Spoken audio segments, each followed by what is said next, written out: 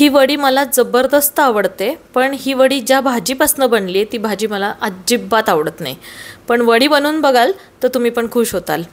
आपण रेसिपीला सुरुवात करतोय मस्त देवाचं नाव घेऊन एक छान मोठ्या स्माइल सोबत।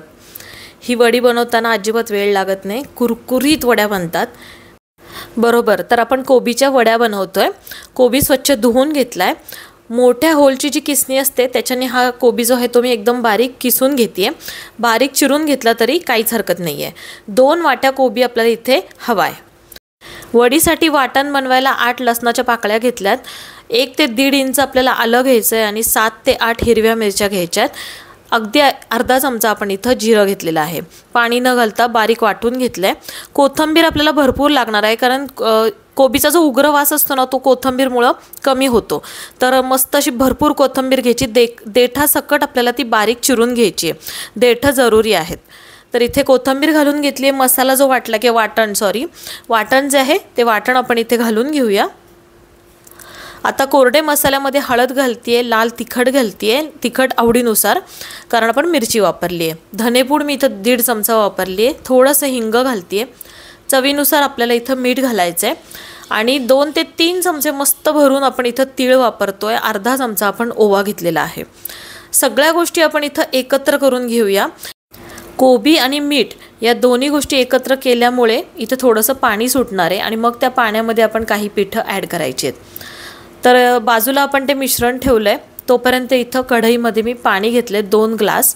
त्यानंतर यामध्ये स्टँड ठेवते आणि मध्यम आचेवरती आपण हे पाणी उकळून घेणार आहोत, कारण वडी जी आहे ती आपल्याला स्टीम करून घ्यायची आहे। आता पाण्याला उकळी येईपर्यंत एका ताटाला आपण इथं तेल लावून घेतलं। या ताटामध्ये आपण वडी जी आहे ती थापणार आहोत। इथे कोबी याच कपाने मी 2 कप घेतला होता, तर त्याच कपाने मी इथं 1 कप बेसन घेतेय आणि पाव कप आपल्याला तांदळाचं पीठ वापरायचं आहे, म्हणजे 3 ते 4 चमचे तांदळाचं पीठ इथं आपल्याला घ्यायचं आहे। आता ही दोन्ही पीठं आपण कोबीमध्ये व्यवस्थित एकत्र करून घेऊया। पाण्याचा जराही वापर मी केलेला नाही। मिश्रण कोरडं वाटलं तर थोडंसं 1 चमचा पाणी वापरू शकता आणि पातळसर असं वाटत असेल तर त्यामध्ये अगदी अर्धा चमचा 1 चमचा आपण बेसन वाढवायचे। तर इथं परफेक्ट आपलं पीठ तयार झालंय। जिथं तेल लावून घेतलं त्याच ताटामध्ये मी तीळ इथं पेरलेले आहेत। मस्त तीळ असले की वड्या दिसायला खूप सुंदर दिसतात। वडीचं मिश्रण काढून घेतले आणि ते आपण इथे थापून घेऊया। थापल्यानंतर वरच्या बाजूला पण आपण परत तीळ लावून घेतोय। तर तीळ हे ऑप्शनल आहे, नाही लावले तरी काहीच हरकत नाही। कढईमधलं पाणी मस्त उकळलेलं आहे। आता या कढईमध्ये ते जे ताट आहे ते मी ठेवते आणि वरतून झाकून ही कढई आपल्याला ठेवायची।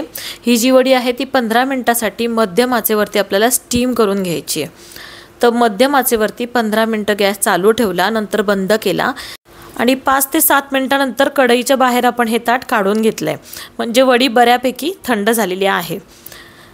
वडीचं हे जे ताट आहे ते आपण प्रॉपर थंड झाल्यानंतरच वडी कट करायला घेतोय। बाजू मोकळ्या करून घेतल्या सुरीच्या सहाय्याने आणि नंतर मग चौकोनी आकारामध्ये ही वडी जी आहे ती मी कट करून घेते।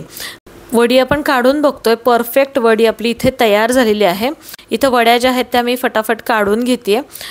तेल जे आहे ते कढईमध्ये तापायला ठेवलंय। त्यानंतर तेल चांगलं तापल्यानंतर मध्यम आचेवरती आपल्याला ह्या वड्या मस्त लालसर रंगावरती तळून घ्यायच्यात। तुम्हाला दिसतोय रंग मस्त आलेला आहे। कुरकुरीत आपली ही वडी तयार झालेली आहे। अतिशय चवीला भन्नाट लागते। तर छान रेसिपी आहे। कोबी अजिबात खाल्ला जात नाही, तर ज्यांना आवडत असेल त्यांच्यासाठी नाही, पण जे नाही खात त्यांनी नक्की अशा वड्या बनवून खाऊन बघा। नक्की तुम्हाला ही कोबी आवडायला लागेल। रोजच्या रोज छान छान रेसिपी अपलोड होत आहेत। चॅनलला सबस्क्राईब करा।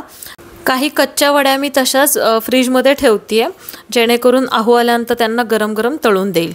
भन्नाट रेसिपीसाठी 1 लाईक तर नक्कीच झाला पाहिजे। भेटूया नवीन अशा छानशा रेसिपीसोबत। धन्यवाद।